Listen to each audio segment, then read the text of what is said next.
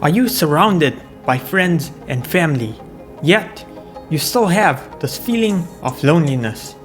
And you're wondering, why is it that you have this feeling of loneliness when you have these people in your life? Now, loneliness isn't just about being physically alone.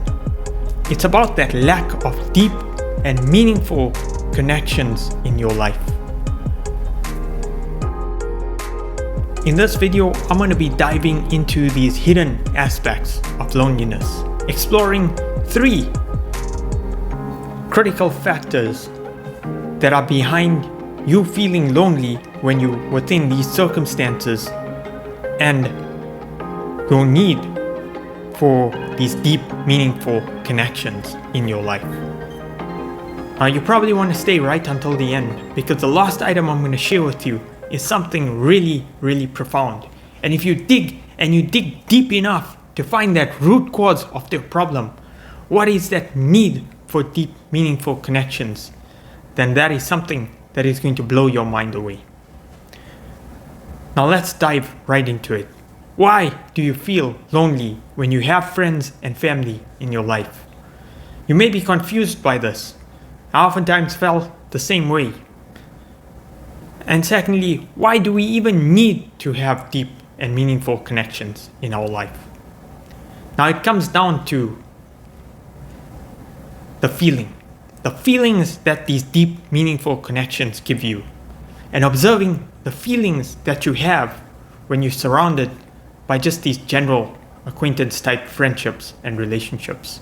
And I'm not saying that these are bad. We all need these type of relationships, but they don't fulfill that void or that need for these deep, meaningful connections. Now, in order to better understand this, I need to take you through the 3 critical elements that define these deep, meaningful connections. Now, the first aspect I want to cover is, in a deep, meaningful connection, you generally have the strong sense of understanding, of resonance between you and the other person. They generally understand you as a person from that deeper level. And there's a sense of commonality as well as a deeper sense of resonance with your underlying character.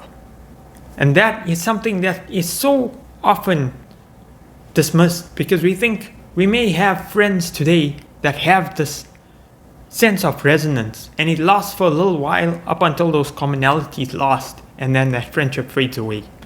Now, these deep, meaningful connections, I'm in no way saying that they last throughout your lifetime. Sometimes it will be people that will come and go in your life, but for that time period, when you're in that state of mind, they will resonate with who you are at that point in time. They will make you feel understood, and because of that, there is that sense of connection.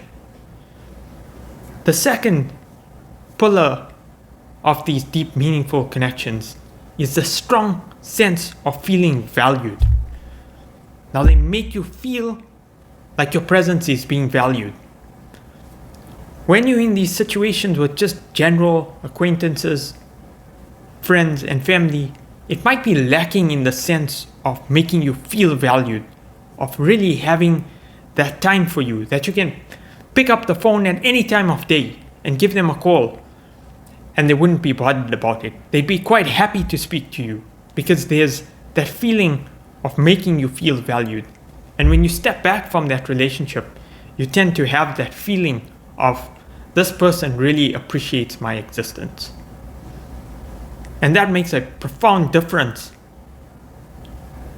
when you're looking for that deep connection, is having that ability or feeling of being valued.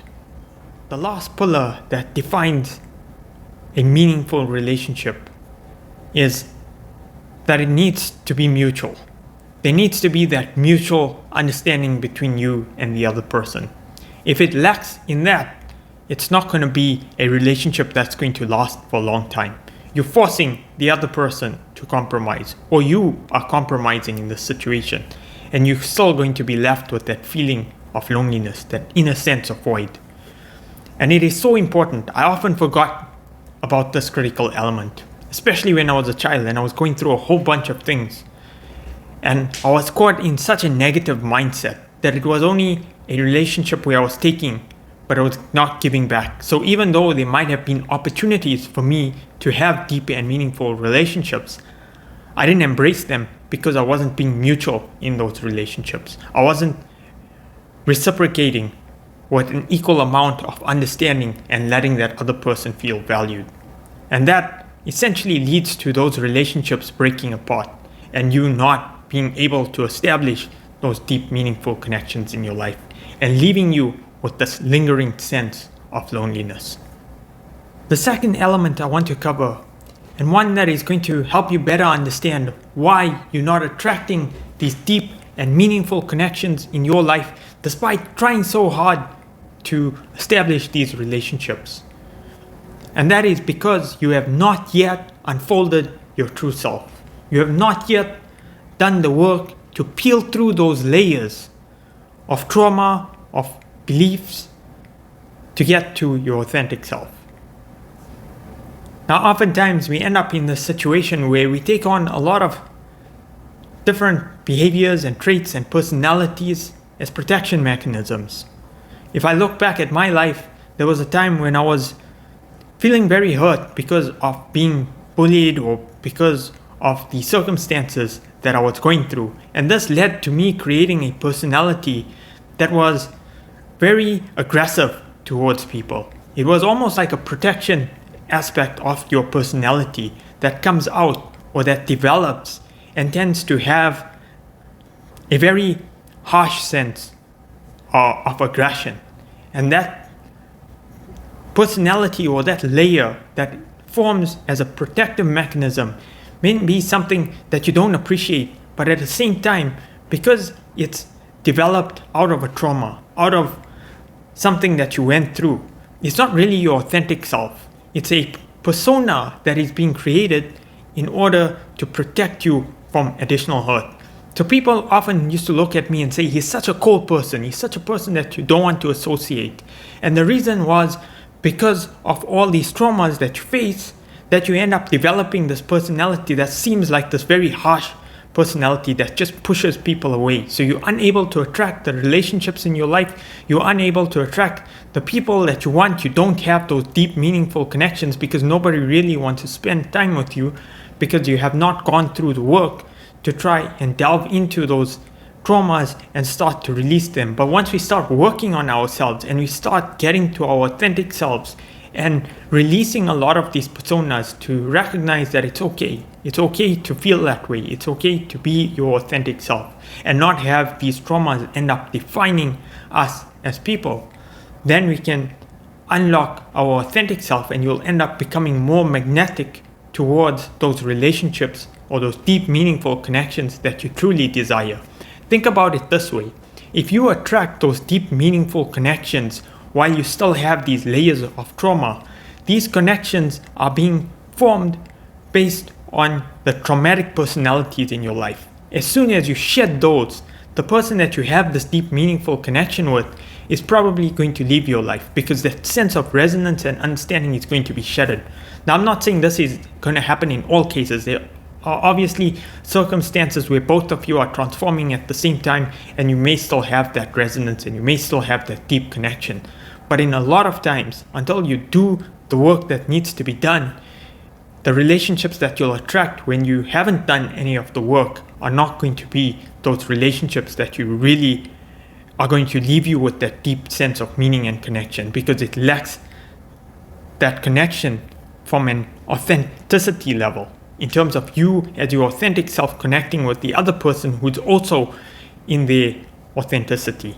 Now, you end up in that type of scenario where either one of the parties are compromising and putting up a false persona, that relationship is not going to last long and it's still going to leave one of you with that deep, or probably even both of you, with that deep sense of loneliness. And you will still experience it despite having friendships and having these people in your lives.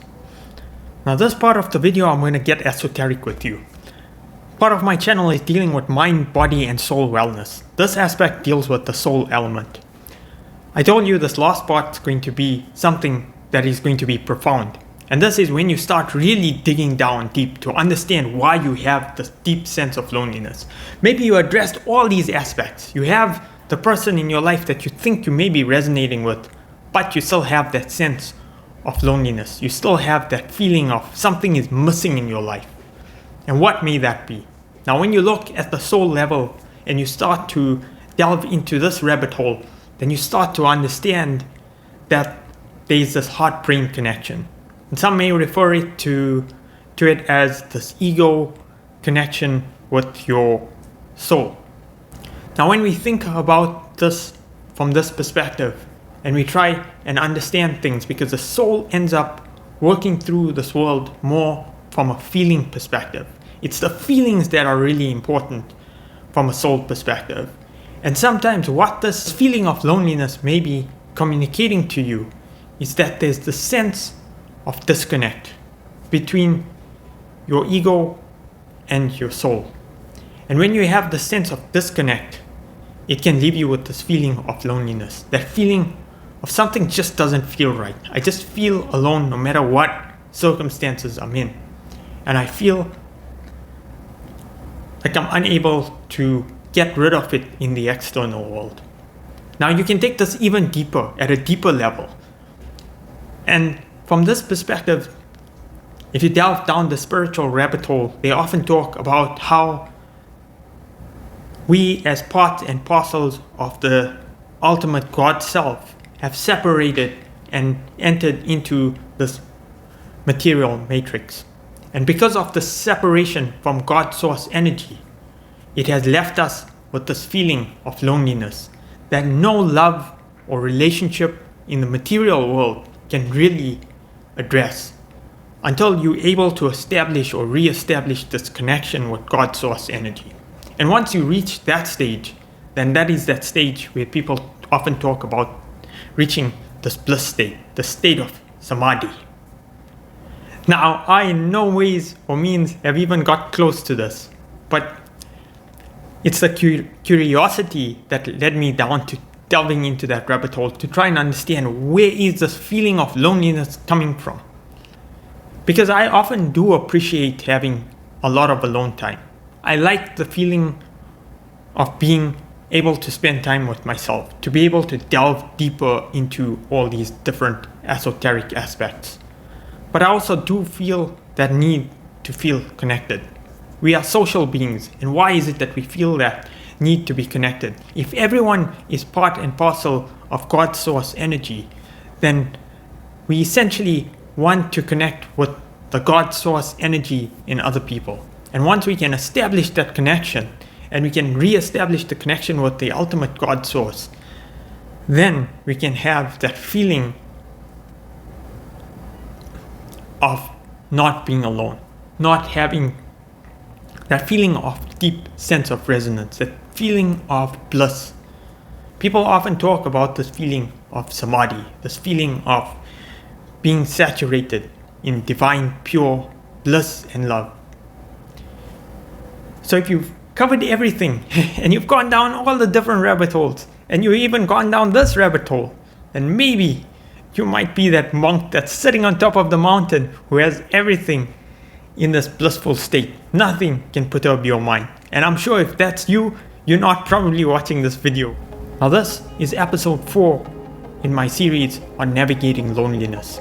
If any of this content resonates with you, or you wish to delve deeper to understand your feelings of loneliness, or perhaps join me on my journey navigating this very condition, then I invite you to watch my other episodes.